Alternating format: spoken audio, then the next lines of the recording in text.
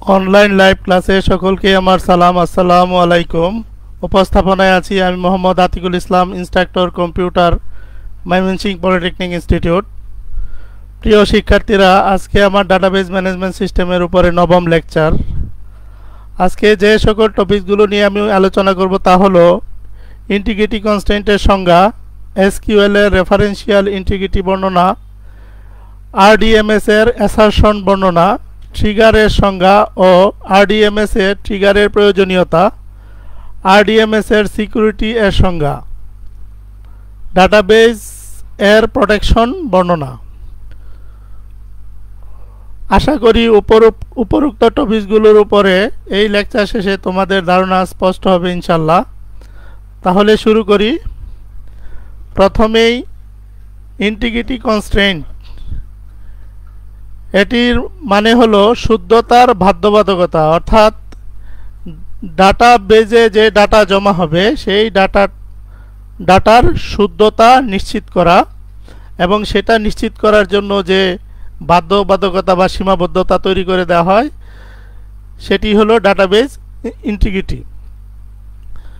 Integrity constant হলো কতগুলো নিয়মের সমষ্টি যা তথ্যের মান বজায় রাখতে ব্যবহৃত হয়। এটি দ্বারা নিশ্চিত করা হয় যে ডাটা সন্নিবেশ মানে হলো ইনসারশন, আপডেট ও অন্যান্য প্রক্রিয়া এমনভাবে নির্বাহ করা হয়েছে যে এতে ডাটা ইন্টিগ্রিটি ক্ষতিগ্রস্ত হয় না, অর্থাৎ ডাটার বিশুদ্ধতার ক্ষেত্রে কোনো সমস্যা তৈরি হয় নাই। এটি মূলত একটি টেবিলের ডাটার জন্য নিয়ম নির্দিষ্ট করতে ব্যবহার করা হয়, অর্থাৎ টেবিলের ডাটাগুলার মধ্যে একটা নির্দিষ্ট নিয়ম বা রুল অ্যাপ্লাই করার জন্য ব্যবহার করা হয়। কোনো টেবিলে যেতে পারে এমন ডাটাকে সীমাবদ্ধ করতে ইন্টিগ্রিটি কনস্ট্রেন্ট ব্যবহার করা হয়। এটি টেবিলে থাকা ডাটা নির্ভুলতা, অর্থাৎ এটি টেবিলের থাকা ডাটার নির্ভুলতা, বৈধতা মানে ভ্যালিডিটি, পরিপূর্ণতা ও নির্ভরযোগ্যতা নিশ্চিত করে। কনস্ট্রেন্ট যদি কোনো কারণে লঙ্ঘন হয় তাহলে ডাটাবেজ অপারেশনটি বাতিল হয়ে যায়, অর্থাৎ ইনসার্ট, ডিলেট অথবা আপডেট অপারেশন যদি কোনো কারণে কনস্ট্রেন্টগুলো নিশ্চিত করা না হয় বা লঙ্ঘন করা হয় তাহলে সেই অপারেশনগুলো বাতিল হয়ে যায়। যখন ডিবিএ মানে ডাটাবেজ অ্যাডমিনিস্ট্রেটর বা এন্ড ইউজার কোনো ডাটাবেজ স্কিমা সংজ্ঞায়িত করে তখন তিনি সেই আইসি অর্থাৎ ইন্টিগ্রিটি কনস্ট্যান্টগুলো নির্দিষ্ট করে যা অবশ্যই ডাটাবেজে সকল ইনস্ট্যান্সে থাকা উচিত। অর্থাৎ একজন ডাটাবেজ অ্যাডমিনিস্ট্রেটর বা এন্ড ইউজার যখন একটি ডাটাবেজ ক্রিয়েট করে এবং ডাটাবেজে টেবিলগুলো ক্রিয়েট করে বা তৈরি করে তখনই এই কনস্ট্যান্টগুলো দিয়ে দিতে হয়, এবং এই ইন্টিগ্রিটি কনস্ট্যান্টগুলো তখনই সেট আপ করে দিয়ে দেয়। এটা এখানে বলা হয়েছে। কনস্ট্যান্ট কলাম স্তর অথবা টেবিল স্তরে হতে পারে, অর্থাৎ কনস্ট্যান্টগুলো আমি কলাম স্তরে অথবা টেবিল স্তরে দু জায়গাতেই অ্যাপ্লাই করতে পারবো। কলাম স্তরের কনস্ট্যান্টগুলি একটি কলামে প্রয়োগ করা হয় এবং টেবিল স্তরের কনস্ট্যান্টগুলো টেবিলের জন্য প্রযোজ্য। নিম্নলিখিত কনস্ট্যান্টগুলো সাধারণত এসকিউএল এ ব্যবহার করা হয়, যেমন নট নাল। এটি নিশ্চিত করে যে একটি কলামে নাল ভ্যালু থাকতে পারবে না, অর্থাৎ কোনো একটা কলামের নির্দিষ্ট কলামের মান নাল থাকতে পারবে না। উদাহরণস্বরূপ যদি আমি বলি যে ইনস্ট্রাক্টর টেবিলে ইনস্ট্রাক্টরের নাম কখনো নাল থাকতে পারবে না, ইনস্ট্রাক্টর আইডি কখনো নাল থাকতে পারবে না। ইউনিক, এটি নিশ্চিত করে যে একটি কলামের সকল মান ভিন্ন, অর্থাৎ কোনো একটা টেবিলের যে মানগুলা দেওয়া হবে বা যে মানগুলা থাকবে সেই মানগুলা একটির সাথে আরেকটা কখনো এক হবে না। যেমন আইডি নাম্বার, কারোর সাথে কারো আইডি নাম্বার মেলে না। প্রাইমারি কি, নট নাল ও ইউনিক এর সমন্বয়ে একটি টেবিলের প্রত্যেকটি সারিকে শনাক্ত করে থাকে। অর্থাৎ প্রাইমারি কি হলো সেই অ্যাট্রিবিউটগুলো, যেই অ্যাট্রিবিউটগুলো নট নাল এবং ইউনিক। ফরেন কি এককভাবে অন্য টেবিলের সারিগুলোকে শনাক্ত করে থাকে। ফরেন কি হলো এমন একটা কি যেই কিটা অন্য একটি টেবিলের প্রাইমারি কি। অতএব এটি কি করে থাকে, অন্য টেবিলের একটা টেবিলের প্রাইমারি কি যদি অন্য টেবিলে ব্যবহার করা হয় এবং ওইটা ব্যবহার করে যদি কোনো ভ্যালুকে বা মানকে বা কোনো রোকে এককভাবে শনাক্ত করা হয় তাহলে সেই কিটাকে ফরেন কি বলা হয়। চেক এটি নিশ্চিত করে যে কলামের সকল মান একটি নির্দিষ্ট শর্ত পূরণ করেছে। এটি একটি বাধ্যবাধকতা যেটার মাধ্যমে একটা নির্দিষ্ট শর্ত পূরণ সাপেক্ষে ডাটাগুলা ইনসার্ট হয়। ডিফল্ট যখন কোনো মান নির্দিষ্ট করা থাকে না তখন ডিফল্ট মানটি সেট হয়। অর্থাৎ টেবিল তৈরির সময় যদি এরকমভাবে কোনো একটা টেবিলের কলামে ডিফল্ট ভ্যালুটি সেট করে দেওয়া হয় তাহলে ওই টেবিলের ওই কলামে যদি কোনো মান ইনসার্ট করা না হয় তবে একটা ডিফল্ট মান ওখানে সেট হয়ে যায়। ইন্ডেক্স খুব দ্রুত ডাটাবেস থেকে ডাটা রিট্রাইভ করতে ইন্ডেক্স ব্যবহার করা হয়। এই হলো ব্যবহৃত এসকিউএলে ব্যবহৃত বিভিন্ন কনস্ট্যান্ট। এখানে একটি চিত্র দেখানো হয়েছে যেখানে যখন একটি টেবিল তৈরি করা হয় টেবিলের নাম দেওয়া হয়, তারপরে সেটার প্রত্যেকটা টেবিলের যে নাম যে অর্থাৎ কলামের যে নামগুলো দেওয়া হয় সেগুলো কোন ধরনের ডাটা সেটা উল্লেখ করে দিতে হয়। যেমন এই টাইপ দিয়ে, যেমন এটা ক্যারেক্টার টাইপ, এটা ক্যারেক্টার টাইপ, এটা এরকমভাবে। তারপরে লেংথ, এখানে লেংথ দিয়ে দিতে হয় অর্থাৎ এটার দৈর্ঘ্য কত হবে সেটা দিয়ে দিতে হয়। এই যে এখানে ডিফল্টের কথা বলা হয়েছিল, এই যে ডিফল্ট অ্যাজ ডিফাইন্ড যেভাবে ডিফাইন করা হবে, আর এন দিয়ে দিলে সেটা ডিফাইন করা না থাকলে এন হয়ে যাবে। তারপরে এইখানে কোলাবোরেশন দেওয়া হয়েছে, যেমন এই যে UTF-8 অর্থাৎ ইউনিভার্সাল ট্রু ফন্ট 8 বা অন্য আরও অনেক ধরনের কোলাবোরেশন রয়েছে। এটা হলো সবচেয়ে কমন UTF-8 জেনারেল CI। তারপরে এইখানে আরেকটা লক্ষণীয় বিষয় নাল, এটা টিক দেওয়া থাকলে এখানে এই ফিল্ডে নাল ভ্যালুগুলা নেবে, অ্যাকসেপ্ট করবে। AI মানে হলো অটো ইনক্রিমেন্ট, এখানে এটা টিক দেওয়া থাকলে অটোমেটিক্যালি ওই ফিল্ডগুলা ইনক্রিমেন্ট হতে থাকবে। এটা মূলত আইডি, একটা টেবিলের আইডিতে এইটা টিক দিয়ে দেওয়া হয়, বিশেষ করে প্রাইমারি কি হিসেবে যে ফিল্ডটাকে সেট করা হয় সেখানেই সাধারণত এটা দিয়ে দেওয়া হয়। তো এইভাবে একটা টেবিল তৈরি করার সময় বিভিন্ন বাধ্যবাধকতা যেগুলো উপরে এখানে লিস্টে দেখানো হচ্ছে এই যে এইগুলা সেট করে দেওয়া হয়। এইগুলাই হলো ইন্টিগ্রিটি কনস্ট্যান্ট, যেগুলো সেট করা থাকলে যেই ফিল্ডে যেই ডাটা প্রবেশ করার কথা, যেভাবে প্রবেশ করার কথা, তার দৈর্ঘ্য যত হওয়ার কথা সেভাবে সেটা প্রবেশ হয়। তো এখানে একটা উদাহরণ দিয়ে দেখানো হয়েছে যে এখানে ক্রিয়েট টেবিল স্টেটমেন্ট দিয়ে টেবিল কিভাবে তৈরি হয় এবং তার সাথে কনস্ট্যান্টগুলো কিভাবে দিয়ে দেওয়া হয় সেগুলো দেখানো হয়েছে। যেমন ক্রিয়েট টেবিল, টেবিলের নাম, কলাম 1 কলামের নাম, তারপরে কলামের ডাটা টাইপ, তারপরে কনস্ট্যান্ট অর্থাৎ যদি নট নাল হয় না, নট নাল, ডিফল্ট হলে ডিফল্ট, এভাবে আমরা সেট আপ করে দিতে পারি। এখানে একটি উদাহরণ দিয়ে বোঝানো হয়েছে, যেমন এখানে পাশে একটা টেবিল দেখা যাচ্ছে, এইটাকে যদি এভাবে যে ক্রিয়েট টেবিল নেম পার্সন নামে একটা টেবিল তৈরি করা হবে যার আইডিটা হবে নট নাল, কখনো নাল হইতে পারবে না। তারপর লাস্ট নেম, এটা ভেরিয়েবল ক্যারেক্টার, এটা কখনো নাল হইতে পারবে না। ফার্স্ট নেম নাল হইতে পারবে না, কিন্তু এজের বেলায় কিছুই বলা নেই, তার মানে এজ নাল হইতেও পারে নাও হইতে পারে। এটা এখানে দেখানো হয়েছে যে এই একটা ফিল্ড নাল রয়ে গেছে। আমরা এরকম হইতে পারে যে একজন ইউজারের নাম আমরা মানে তার বয়সের যে ডাটাটা সেটা নাও থাকতে পারে, সেই ক্ষেত্রে সেটা ডাটা ইন্টিগ্রিটি লঙ্ঘন করবে না। কিন্তু যদি এই নামগুলো না থাকে অথবা আইডিগুলো না থাকে তাহলে সেটা ডাটা ইন্টিগ্রিটি লঙ্ঘন হবে এবং সেটা ইনসার্ট হবে না। ইনসার্ট হলেও সেটা কনসিস্টেন্ট হবে না। তারপর আসি ইন্টিগ্রিটি কনস্ট্যান্টের আরও কিছু আলোচনা। একটি ডাটাবেস টেবিলের প্রতিটি অ্যাট্রিবিউটের সম্ভাব্য মানগুলো অবশ্যই একটি নির্দিষ্ট ডোমেনের হয়ে থাকে, যা একটু আগে দেখলাম যে integer type, character type, date, time type ইত্যাদি।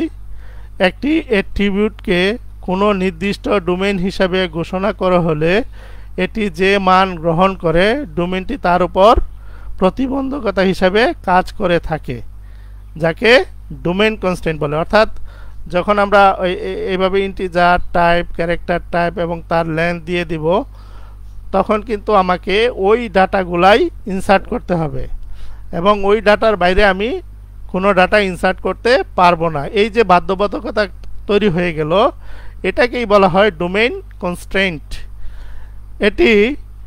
এটি হলো ইন্টিগ্রিটি কনস্ট্যান্টের সবচেয়ে প্রাথমিক ফর্ম, অর্থাৎ সবচেয়ে প্রাথমিক যে কনস্ট্যান্টটা আমরা যখন এখানে একটা টেবিলে মানে এখানে আমরা যখন এখানে একটা যখন আমরা টেবিল তৈরি করলাম তখন দেখলাম প্রথমেই আমাদের এটা দিয়ে দিতে হয় ডোমেইন কোন, মানে অর্থাৎ ডাটাটা কি টাইপের হবে সেটা প্রথমেই দিয়ে দিতে হয়, সেটা এখানে বলা হয়েছে। তো যখন কোনো নতুন ডেটা আইটেম ডাটাবেজে প্রবেশ করা হয় তখন এইগুলি সিস্টেম দ্বারা সহজেই পরীক্ষা করা হয়। অর্থাৎ এটা যখন আমরা ডাটাবেজ তৈরি করব তখনই আমরা এগুলা দিয়ে দিব এবং এটা যখন একটা ডাটা ইনসার্ট করা হবে তখন অটোমেটিকভাবে ডাটাবেজ ম্যানেজমেন্ট সিস্টেম এটা পরীক্ষা করে সহজেই পরীক্ষা করে দেখতে পারবে এবং দেখবে। ইন্টিগ্রিটি কনস্ট্যান্ট নিশ্চিত করে যে অনুমোদিত ব্যবহারকারীদের দ্বারা ডাটাবেজে পরিবর্তন ঘটেছে, ফলে ডাটা কনসিস্টেন্সি এর ক্ষেত্রে কোনো সমস্যা হয় নাই। ডাটা কনসিস্টেন্সি বলতে আমরা জানি যে ডাটা সামঞ্জস্যতা বা ডাটার ভ্যালিডেশন। তো যদি কোনো অনুমোদিত বা অথরাইজড ইউজার দ্বারা ডাটাবেজে ডাটা ইনসার্ট করা হয় তাহলে সেই ক্ষেত্রে ডাটার যে বিশুদ্ধতা বা বিশুদ্ধতায় সমস্যা তৈরি হয় না। সুতরাং ইন্টিগ্রিটি ডাটাবেজের দুর্ঘটনাজনিত ক্ষতি থেকে রক্ষা করে থাকে। অর্থাৎ ডাটার বিশুদ্ধতা ডাটাকে ডাটাবেজের দুর্ঘটনাজনিত বা অ্যাক্সিডেন্টাল ক্ষতি থেকে রক্ষা করে থাকে। তারপরে আসি রেফারেন্সিয়াল ইন্টিগ্রিটি। রেফারেন্সিয়াল ইন্টিগ্রিটিটা হলো দুইটি টেবিলের মধ্যে প্রথম টেবিলের কি অ্যাট্রিবিউট বা প্রাইমারি কি যদি দ্বিতীয় টেবিলের অ্যাট্রিবিউট হয় তবে উক্ত অ্যাট্রিবিউটকে দ্বিতীয় টেবিলের ফরেন কি বলা হয়। নিচে দুইটি টেবিলের মাধ্যমে তা দেখানো হলো। এখানে এই যে এটা হলো ফরেন কি, অর্থাৎ এটা হলো প্রথম টেবিল আর এটা যদি হয় দ্বিতীয় টেবিল, তাহলে এই টেবিলের প্রাইমারি কি এই টেবিলে যদি থাকে, সেই কি ফিল্ডটা যদি এখানে থাকে, অ্যাট্রিবিউটটা থাকে, তাহলে সেটা হবে ফরেন কি। এবং এখানে বলা হয়েছে যে দ্বিতীয় টেবিলের ফরেন কি অ্যাট্রিবিউটের সকল মান প্রথম টেবিলের প্রাইমারি কি অ্যাট্রিবিউটের মধ্যে অবশ্যই উপস্থিত থাকতে হবে। এই শর্তটিকে বলা হয় রেফারেন্সিয়াল ইন্টিগ্রিটি। অর্থাৎ রেফারেন্সিয়াল ইন্টিগ্রিটি হলো এটাই যে এইখানে যে মানগুলো রয়েছে অবশ্যই এই টেবিলের মধ্যে এই মানগুলা, এই ফরেন কি এর এই মানগুলা এই প্রাইমারি কির মধ্যে অবশ্যই থাকতে হবে। এই যে প্রত্যেকটা মানই কিন্তু এখানে রয়েছে, এটাকেই বলা হয় রেফারেন্সিয়াল ইন্টিগ্রিটি। এবং এখানে পূর্বেও এই ফিগারটি আলোচনা হয়েছে যে এইখানে এই টেবিলটাকে বলা হয় রেফারেন্সিং রিলেশন বা টেবিল, আর এই টেবিলটাকে বলা হয় রেফারেন্স টেবিল। আরেকটা জিনিস যে এইখানে এই মানটা কিন্তু এখানে নাই, আবার অনেক মানই রয়েছে যেটা এই ফরেন কিতে নাই। এতে করে রেফারেন্সিয়াল ইন্টিগ্রিটি বা ইন্টিগ্রিটি কনস্ট্যান্টের কোনো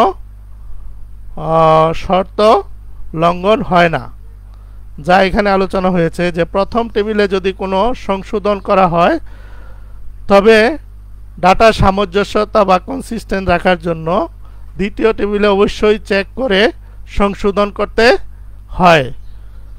কোনো ডাটাবেজ ম্যানেজমেন্ট সিস্টেমে যদি এই ধরনের চেক করার দরকার হয় তবে উভয় টেবিলের সাথে জড়িত একটি আইসি অবশ্যই নির্দিষ্ট করতে হবে। অর্থাৎ এই ধরনের যে একটা টেবিলে একটা পরিবর্তন হচ্ছে সেই ক্ষেত্রে দ্বিতীয় টেবিলটাতেও সেই পরিবর্তনটা হওয়া উচিত এবং সেইটা নিশ্চিত করার জন্য একটা চেক সিস্টেম যুক্ত করতে হয়। উভয় ডাটাবেজ ম্যানেজমেন্ট সিস্টেমে একটি চেক যুক্ত করে দেওয়া হয় যেটাকে বলা হয় আইসি। আইসি মানে ইন্টিগ্রিটি কনস্ট্যান্ট যুক্ত করে দেওয়া হয় যেটাকেই বলা হচ্ছে রেফারেন্সিয়াল ইন্টিগ্রিটি। এনরোল টেবিলে এসআই ফিল্ডটি ফরেন কি, অর্থাৎ একটু আগে যে আমরা টেবিলটা দেখলাম সেই টেবিলের এসআই ফিল্ডটি কি ফরেন কি, যা স্টুডেন্ট টেবিলকে রেফার করে প্রাইমারি কি হিসাবে। এবং এটি নিচের চিত্রে দেখানো হয়েছে। এমন কিছু শিক্ষার্থী থাকতে পারে যাদের নাম এনরোল টেবিলে নেই, যেমন এই আইডির নামটা এনরোল টেবিলে নাই, এতে করে আইসি মানে ইন্টিগ্রিটি কনস্ট্যান্ট লঙ্ঘিত হয় নাই। যেমন এইটা এইখানে রয়েছে কিন্তু এখানে নাই, এতে করে আইসি বা ইন্টিগ্রিটি কনস্ট্যান্ট লঙ্ঘিত হয় নাই। যাই হোক, এনরোল টেবিলের রোকে প্রদর্শিত প্রতিটি এসআইডি ভ্যালু স্টুডেন্ট টেবিলে প্রাইমারি কি কলামে উপস্থিত থাকতে হবে। অর্থাৎ এই টেবিলে যে রোগুলো রয়েছে প্রত্যেকটা, অর্থাৎ এসআই যে মানগুলো রয়েছে সেই মানগুলো অবশ্যই স্টুডেন্ট টেবিলের প্রাইমারি কিতে অবশ্যই উপস্থিত থাকতে হবে। আমরা যদি ইউয়ান মানে এনরোল টেবিলে টাপল, যেমন এখানে একটা টাপল দেখানো হয়েছে, এটা আইডি, এটা একটা ভ্যালু, এটা একটা ভ্যালু, ইনসার্ট করার চেষ্টা করি, তাহলে আইসি লঙ্ঘন হবে, অর্থাৎ ইন্টিগ্রিটি কনস্ট্যান্ট লঙ্ঘন হবে। কারণ এই আইডিটি স্টুডেন্ট টেবিলে মানে S1-এ নাই। যেমন আমরা যদি এখানে খেয়াল করি যে আমরা এখানে একটা আইডি দেখানো হয়েছিল যেটা 55555, এই ধরনের কোনো আইডি এখানে নাই। অতএব আমরা যদি এখানে এটা ইনসার্ট করতে চাই তাহলে সেটা আইসি লঙ্ঘন হবে, কারণ যেহেতু এটা এখানে নাই। আমরা এখানে সেইগুলো ইনসার্ট করতে পারবো যেগুলো এখানে রয়েছে। তারপরে আরেকটা শর্ত যে এইভাবে যদি S1 থেকে এই টাপলটা অর্থাৎ এই রোটা ডিলিট করতে চাই, সেই ক্ষেত্রে যেহেতু এটা এই মানটা এনরোল টেবিলে রয়েছে, অতএব এটাও মুছে ফেলা যাবে না, কারণ এখানে মুছতে চাইলে ওইখানেও সেটাকে মুছতে হবে। অর্থাৎ এই যে এখানে আমরা যদি এরকম কোনো একটা মানকে ডিলিট করতে চাই, যেটা এটাকে যদি আমরা ডিলিট করতে চাই, এইখান থেকে যদি ডিলিট করে দিতে চাই, তাহলে শুধু এখান থেকে ডিলিট করলে সেটা হবে না, এখান থেকে শুধু ডিলিট করলে এটা আইসি লঙ্ঘন হবে, অর্থাৎ ইন্টিগ্রিটি কনস্ট্যান্ট লঙ্ঘন হবে। তো এই হলো রেফারেন্সিয়াল ইন্টিগ্রিটি। অর্থাৎ এইখানে যে বাধ্যবাধকতাগুলা বলা হয়েছে, আলোচনা করা হয়েছে যে কোনটা লঙ্ঘন হবে কোনটা লঙ্ঘন হবে না, যে জিনিসগুলা লঙ্ঘন হবে বলা হচ্ছে বা যে জিনিসগুলো লঙ্ঘন হবে না, এই নিয়মগুলাই হলো রেফারেন্সিয়াল ইন্টিগ্রিটি। তারপরে আসি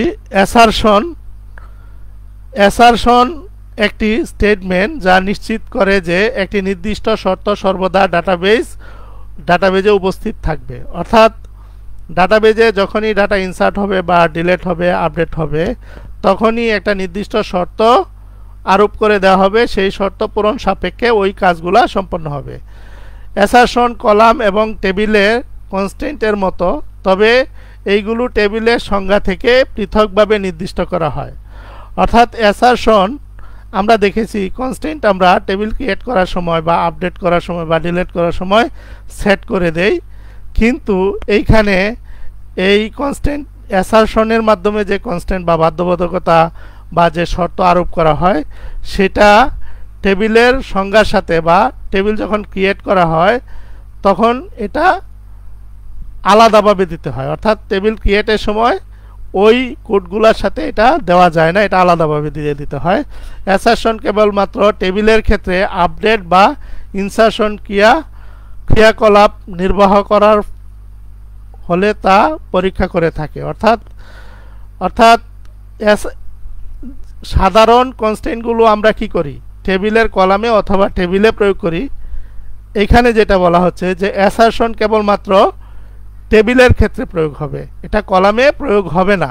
এবং আপডেট ইনসারশন ক্রিয়াকলাপ নির্বাহ করার সময় সেটা পরীক্ষা করা হবে। অর্থাৎ এই শর্তটা তখনই পরীক্ষা করা হবে, অ্যাসারশনের শর্তটা, যখন একটা ইনসারশন বা একটা আপডেট কার্য সম্পন্ন হবে। অ্যাসারশন মূলত একটি প্রেডিকেট যা শর্ত প্রকাশ করে। অর্থাৎ অ্যাসারশন একটা প্রেডিকেট বা শর্ত যা শর্ত প্রকাশ করে এবং যা দ্বারা ডাটাবেসটিকে সর্বদা সন্তুষ্ট করতে হয়। ডোমেন কনস্ট্যান্ট, ফাংশনাল ডিপেন্ডেন্সি ও রেফারেন্সিয়াল ইন্টিগ্রিটি অ্যাসারশনের বিশেষ ফর্ম। অর্থাৎ ডোমেন কনস্ট্যান্ট, ফাংশনাল ডিপেন্ডেন্সি ও রেফারেন্সিয়াল ইন্টিগ্রিটিগুলো আমরা অ্যাসারশনের মাধ্যমে আরোপ করতে পারি এবং এই ফাংশনাল ডিপেন্ডেন্সিটা পরবর্তী ক্লাসে আলোচনা হবে। এই ফর্মগুলি দ্বারা যেখানে কনস্ট্যান্ট প্রকাশ করা যায় না সেখানে অ্যাসারশন ব্যবহার করা হয়। অর্থাৎ এই যে domain constant, functional dependency, referential ইন্টিগ্রিটির মাধ্যমে কিছু শর্ত আছে বা কিছু কনস্ট্যান্ট আছে আমরা অ্যাপ্লাই করতে পারি না, বা অর্থাৎ সাধারণ প্রক্রিয়ার মাধ্যমে পারি না, সেই ক্ষেত্রে আমরা অ্যাসারশন ব্যবহার করি। যেমন এখানে উদাহরণস্বরূপ বলা হয়েছে যে কোনো একটি টেবিলের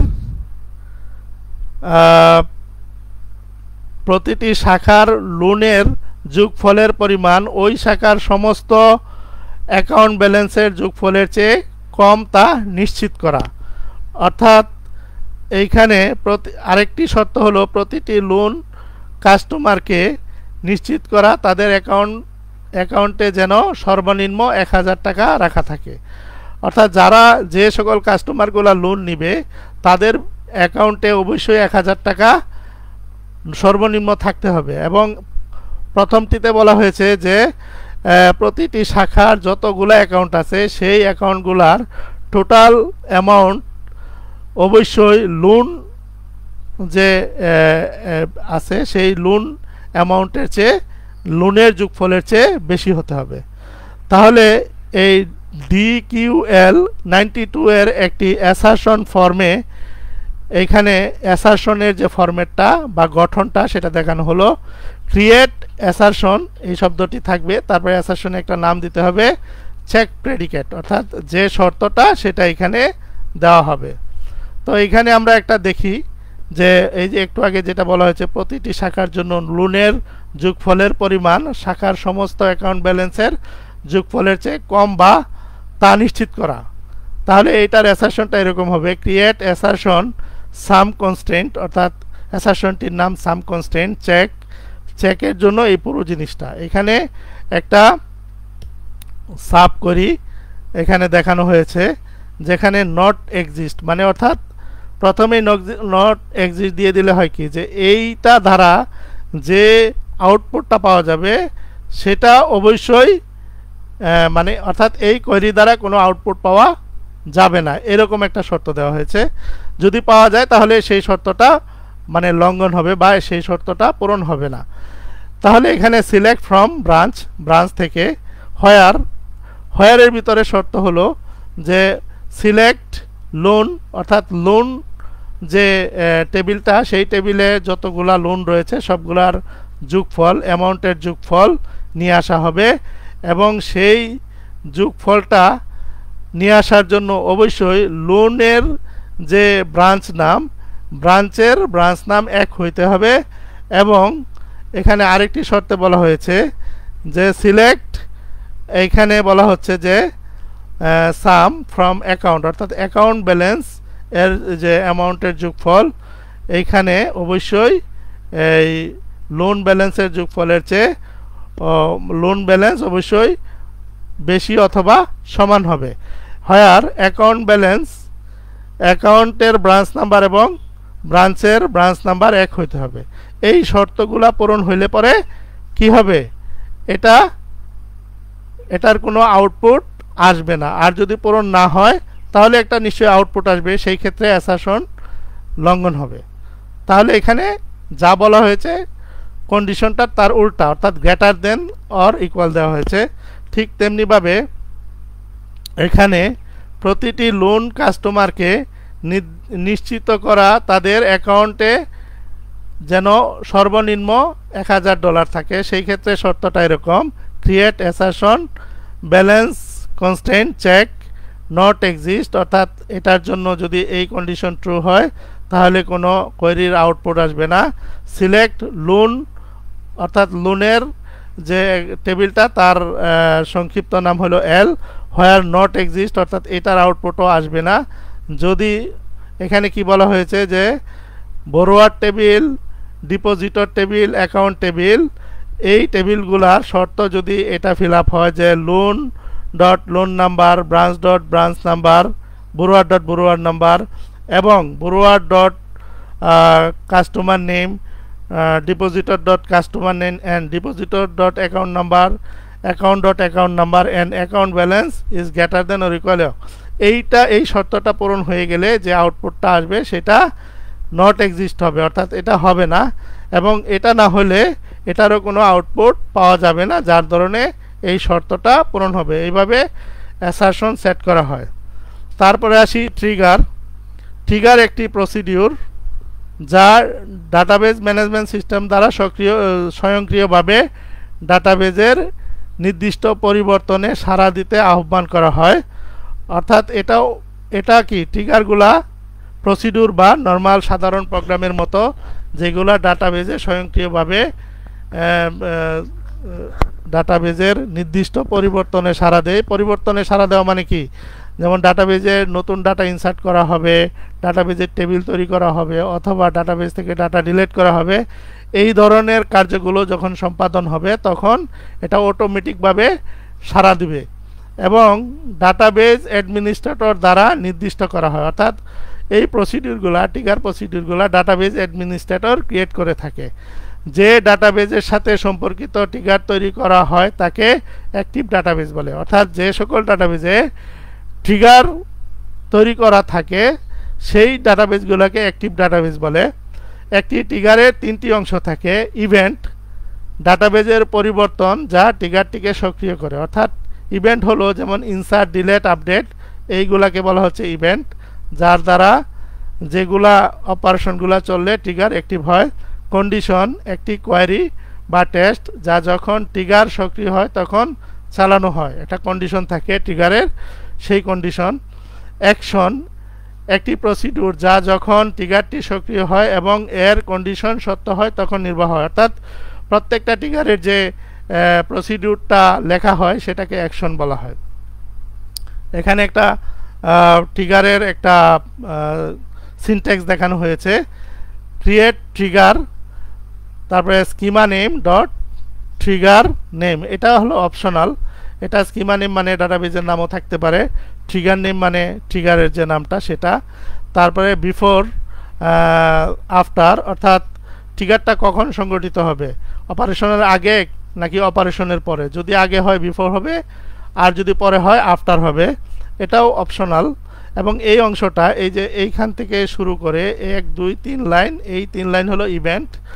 তারপরে এইখানে ফর ইচ রো, অর্থাৎ প্রত্যেকটা রোয়ের জন্য একটা কন্ডিশন সেট করা থাকবে এবং সেই কন্ডিশনটা হলো কি অপশনাল।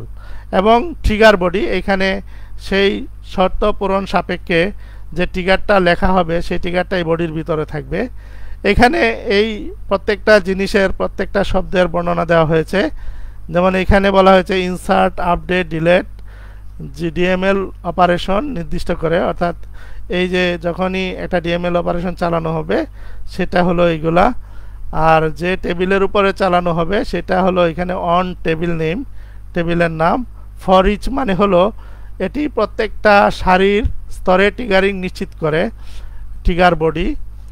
এই হলো ট্রিগারের সিনট্যাক্স। তো এখানে ছোট্ট একটা উদাহরণ দিয়ে ট্রিগার বোঝানো হয়েছে যে ক্রিয়েট ট্রিগার, এখানে বিফোর ইনসার্ট অন স্টুডেন্ট, অর্থাৎ এইখানে ইনিট কাউন্ট, অর্থাৎ কাউন্টারকে ইনিশিয়ালাইজ করার জন্য একটা ট্রিগার, যেটা কি ইনসার্টের আগে অর্থাৎ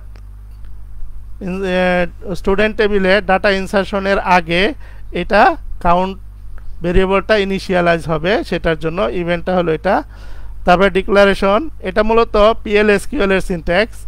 ডিক্লারেশন সেকশন, এখানে হলো অ্যাকশন বিগিন, কাউন্ট হলো ইন্টিজার টাইপ, কাউন্টের মান 0 করা হলো, অর্থাৎ অ্যাকশনটা হলো যে কাউন্টের মান 0 করবে, এটাই হলো ইনিশিয়ালাইজ করা। আবার এখানে একটা ট্রিগার দেখানো হয়েছে যার মাধ্যমে কাউন্টারের মানটা ইনক্রিমেন্ট করা হবে কোন টেবিলে, স্টুডেন্ট টেবিলে, এবং কন্ডিশনটা হলো যে new dot age is less than 18, যদি 18 হয় তাহলে কাউন্টারের মান 1 বৃদ্ধি পাবে। এবং ফর ইচ এর মাধ্যমে এখানে এই যে প্রত্যেকটা জিনিসই বোঝানো হয়েছে। এই হলো ট্রিগারের আলোচনা। তো ট্রিগারগুলি যখন কিছু ইভেন্ট ঘটে তখন স্বয়ংক্রিয়ভাবে নির্বাহ বা বরখাস্ত হয়। ট্রিগারগুলি প্রকৃতপক্ষে নিম্নলিখিত যে কোনো ইভেন্টের প্রতিক্রিয়ায় সাড়া দিতে নির্বাহ হয়। যেমন এখানে বলা হচ্ছে ডিলেট, ইনসার্ট এবং আপডেটের ক্ষেত্রে ট্রিগার কাজ করে। তারপরে DDL অপারেশন, যেমন ক্রিয়েট, অল্টার, ড্রপ, এই কাজগুলোর জন্য। তারপরে ডাটাবেজ অপারেশন, যেমন server error, log on, log of, start up অথবা শাটডাউনে ট্রিগার ব্যবহার হয়।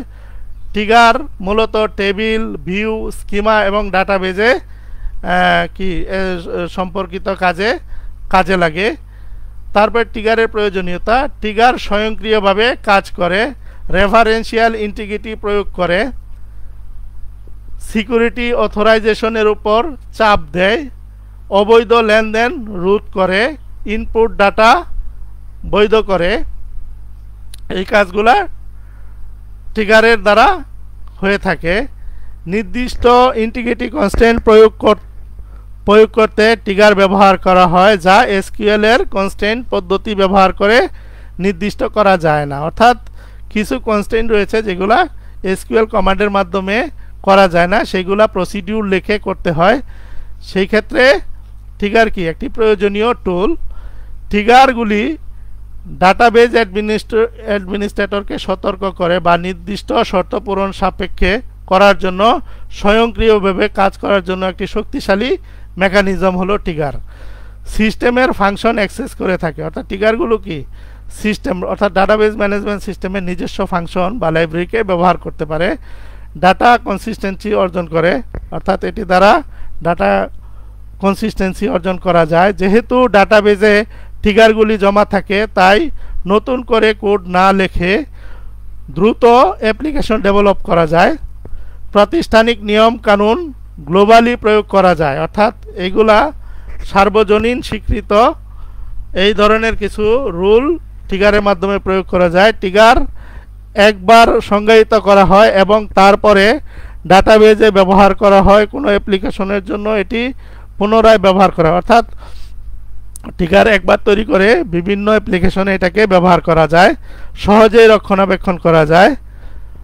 সাপোজ যদি কোনো একটি প্রতিষ্ঠান নতুন করে সিস্টেম উন্নয়ন করার প্রয়োজন হয়, সেই ক্ষেত্রে প্রতিটি অ্যাপ্লিকেশনের প্রোগ্রামের পরিবর্তন না করে ট্রিগারে সম্পর্কিত ট্রিগারগুলোকে পরিবর্তন করলে হয়। ক্লায়েন্ট সার্ভার পরিবেশে কর্মক্ষমতা উন্নয়ন করে থাকে। ক্লায়েন্ট সার্ভার যেখানে রয়েছে সেখানে সার্ভারে বিভিন্ন সতর্ক বা ওয়ার্নিং প্রদানের জন্য ট্রিগার ব্যবহার করা হয়ে থাকে। এই হলো ট্রিগারের প্রয়োজনীয়তা। তারপরে আসি ডাটাবেজ সিকিউরিটি। ইচ্ছাকৃত বা দুর্ঘটনাজনিত হুমকি, যেমন অনুমোদিত অ্যাক্সেস বা আনঅথরাইজ অ্যাক্সেস থেকে ডাটাবেজকে সুরক্ষিত রাখার কৌশলকেই বলা হয় ডাটাবেজের নিরাপত্তা বা ডাটাবেজ সিকিউরিটি। প্রতিটি ডাটাবেজেই কোনো না কোনো প্রতিষ্ঠান বা কোম্পানির খুব গুরুত্বপূর্ণ তথ্য সমূহ জমা থাকে, যার দরুন ডাটাবেজে যথাযথ নিয়ন্ত্রণ ব্যবস্থা ব্যবহার করে সঠিকভাবে সুরক্ষিত করা উচিত। ডাটাবেজের নিরাপত্তা নিশ্চিত করার জন্য database management system security mechanism সরবরাহ করে থাকে। নিম্নলিখিত পরিস্থিতিগুলোর জন্য ডাটাবেজ সিকিউরিটি জরুরিভাবে বিবেচনা করা হয়, যেমন চুরি বা জালিয়াতির জন্য, গোপনীয়তা হারানোর জন্য, ইন্টিগ্রিটি ঠিক না থাকার জন্য, সহজলভ্যতা বা অ্যাভেলেবিলিটি হারানোর জন্য। এই কাজের জন্য ডাটা সিকিউরিটি প্রয়োজন। সিকিউর ডাটাবেস অ্যাপ্লিকেশন ডিজাইনের সময় তিনটি প্রধান লক্ষ্য বিবেচনা করতে হবে। প্রথমটি হলো গোপনীয়তা। অনুমোদিত ব্যবহারকারীদের কাছে অননুমোদিত ব্যবহারকারী মানে আনঅথরাইজ ইউজারদের কাছে তথ্য প্রকাশ করা উচিত নয়। উদাহরণস্বরূপ একজন শিক্ষার্থীকে অন্যান্য শিক্ষার্থীদের গ্রেড পরীক্ষা করার অনুমতি দেওয়া উচিত নয়। বিশুদ্ধতা বা ইন্টিগ্রিটি, কেবল অনুমোদিত ব্যবহারকারীদের ডেটা সংশোধন করার অনুমতি দেওয়া উচিত। উদাহরণস্বরূপ শিক্ষার্থীদের তাদের গ্রেডগুলো দেখার অনুমতি দেওয়া যেতে পারে, কিন্তু তাদের পরিবর্তন করার অনুমতি দেওয়া যাবে না। অর্থাৎ গ্রেড সে দেখতে পারবে কিন্তু পরিবর্তন করতে পারবে না। সহজলভ্যতা বা অ্যাভেলেবিলিটি, অনুমোদিত ব্যবহারকারীদের অ্যাক্সেস বঞ্চিত করা উচিত নয় বা উচিত হবে না। উদাহরণস্বরূপ একজন শিক্ষক যিনি গ্রেড পরিবর্তন করতে চান তাদের এটি করার অনুমতি দেওয়া উচিত। অর্থাৎ সেই ক্ষেত্রে একজন শিক্ষকের মানে এই ডাটাগুলো প্রাপ্তির ক্ষেত্রে সহজলভ্যতা থাকা উচিত। ডাটাবেজের নিরাপত্তা বলতে ডাটাবেজের গোপনীয়তা, বিশুদ্ধতা, সহজলভ্যতা ও সংরক্ষণের জন্য কতগুলো সরঞ্জাম মানে টুল, নিয়ন্ত্রণ বা কন্ট্রোল এবং প্রক্রিয়া সমন্বয়কে বোঝায়। ডাটাবেজ সিকিউরিটি হলো মূলত অনুমোদিত ব্যবহারকারীদের থেকে ডাটাবেজকে সুরক্ষা বা প্রোটেকশন দেওয়া। উপযুক্ত প্রোটেকশন ছাড়া ডাটাবেজকে দুর্বল বা ভালনারেবল করে তোলে। অর্থাৎ ডাটাবেজের প্রোটেকশন ব্যবস্থা যদি ভালো না হয় তাহলে ডাটাবেজটি ভালনারেবল হয় বা ডাটাবেজের দুর্বলতা তৈরি হয়। ডাটাবেজের নিরাপত্তার জন্য নিম্নলিখিত বিষয়গুলির প্রোটেকশন দিতে হয়। ডাটাবেজের ডাটার প্রোটেকশন দিতে হয়। ডাটাবেজ ম্যানেজমেন্ট সিস্টেমের প্রোটেকশন দিতে হয়।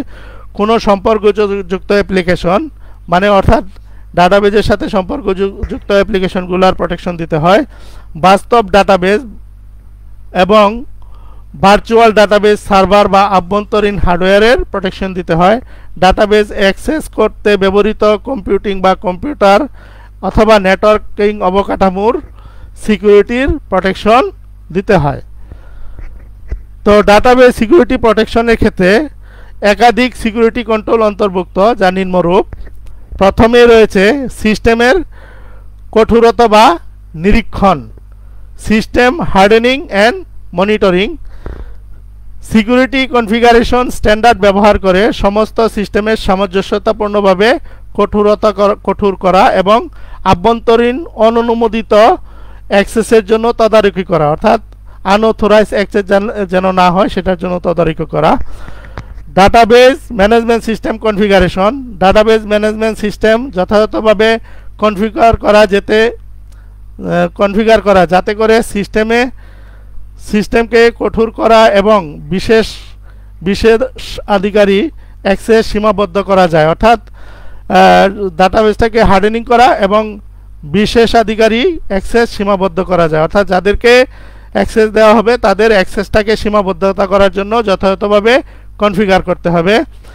ডাটাবেজ কনফিগারেশন সঠিক হয়েছে তা নিশ্চিত নিয়ন্ত্রণ প্রক্রিয়া বিষয়টি নিশ্চিত করতে সহায়তা করে থাকে। অর্থাৎ প্রোটেকশনের মাধ্যমে ডাটাবেজ কনফিগারেশনকে সঠিকভাবে কনফিগার করা হয়।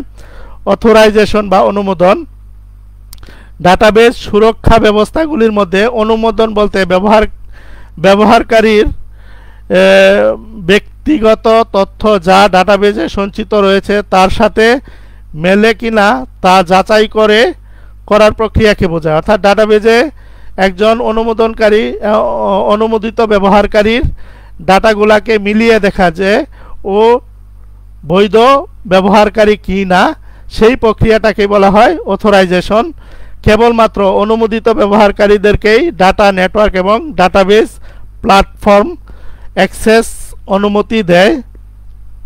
অর্থাৎ সেই ব্যবহারকারীরা ডাটাবেজকে অ্যাক্সেস করতে পারবে যারা অনুমোদিত অর্থাৎ অথরাইজড। অ্যাক্সেস ডাটাবেজ সুরক্ষার প্রাথমিক কাজ হলো ডাটাবেজ অ্যাক্সেস কার্যকর সীমাবদ্ধতা। অর্থাৎ ডাটাবেজ অ্যাক্সেস করতে কে কতটুকু অ্যাক্সেস করতে পারবে সেটার কার্যকর সীমাবদ্ধ করাটাই সীমাবদ্ধতা সৃষ্টি করাটাই হলো ডাটাবেজ অ্যাক্সেস। অ্যাক্সেস নিয়ন্ত্রণগুলো বৈধ ব্যবহারকারী এবং অ্যাপ্লিকেশনগুলিকে ডাটাবেজে অ্যাক্সেস অনুমোদন সীমাবদ্ধ করে, অর্থাৎ বৈধ ব্যবহারকারীর এবং যে সকল অ্যাপ্লিকেশনগুলো ডাটাবেজে ইউজ হবে তাদের সঠিক সীমাবদ্ধতা তৈরি করাই হলো অ্যাক্সেসের কাজ। তারপরে ডাটাবেজ অডিটিং, ডাটাবেজ নিরীক্ষণ। ডাটাবেজ সুরক্ষা প্রোটেকশনের অংশ হিসেবে অডিটিং ডাটাবেজকে কেন্দ্রীয়ভাবে তদারকি করে। অডিটিং ডাটাবেজ সিস্টেমে অননুমোদিত অ্যাক্সেস বা আনঅথরাইজ অ্যাক্সেস সামগ্রিকভাবে প্রভাব শনাক্ত করে, অর্থাৎ অননুমোদিত অ্যাক্সেসের সামগ্রিক প্রভাব শনাক্ত করা, নিষ্ক্রিয় করা, অর্থাৎ যদি এরকম অননুমোদিত ব্যবহারকারী থাকে তাদেরকে নিষ্ক্রিয় করে দেওয়া বা ডিসেবল করে দেওয়া এবং তাদের ব্যবহার সীমিত করে দেওয়া বা হ্রাস করে দেওয়া, এটা হলো ডাটাবেজ অডিটিংয়ের কাজ। ডাটাবেজ ব্যাকআপ, ডাটাবেজের সুরক্ষা প্রোটেকশনের অংশ হিসাবে ডাটার একটি কপি তৈরি করে, অর্থাৎ প্রোটেকশনের ডাটা ব্যাকআপ নেওয়া ডাটা প্রোটেকশনের একটা অংশ, যেটা কি করে ডাটাবেজের একটা অংশ অন্য একটি জায়গায় কপি করে রাখা হয় এবং এটি একটি পৃথক সিস্টেমে সংরক্ষণ করে, অর্থাৎ যে কপিটা ডাটাবেজে যে কপিটা নেওয়া হয় সেই কপিটা আলাদা সিস্টেমে রাখা হয়। এই ব্যাকআপ হারানো ডাটা পুনরুদ্ধার করতে দেয়, যা হার্ডওয়্যারের ব্যর্থতা, ডাটা দুর্নীতি, চুরি, হ্যাকিং বা প্রাকৃতিক দুর্যোগের ফলে ঘটতে পারে। অর্থাৎ এই ব্যাকআপটার মাধ্যমে কি করা হয়, দুর্ঘটনাজনিত যে কোনো সমস্যার কারণে ডাটা হারিয়ে গেলে এটা পুনরুদ্ধার করার জন্য কাজে লাগে। ব্যাকআপ ডাটা পুনরুদ্ধার করাকে বলা হয় ডাটা রিকভারি। তারপরে এনক্রিপশন, ডাটাবেজ সুরক্ষা। এনক্রিপশন মানে এনকোডিং, ডাটাকে এনকোডিং করা। ডাটাবেজ সুরক্ষার মধ্যে এনক্রিপশন সিস্টেমের সুরক্ষা ও অ্যাক্সেস সীমাবদ্ধতা প্রোটোকল অন্তর্ভুক্ত রয়েছে।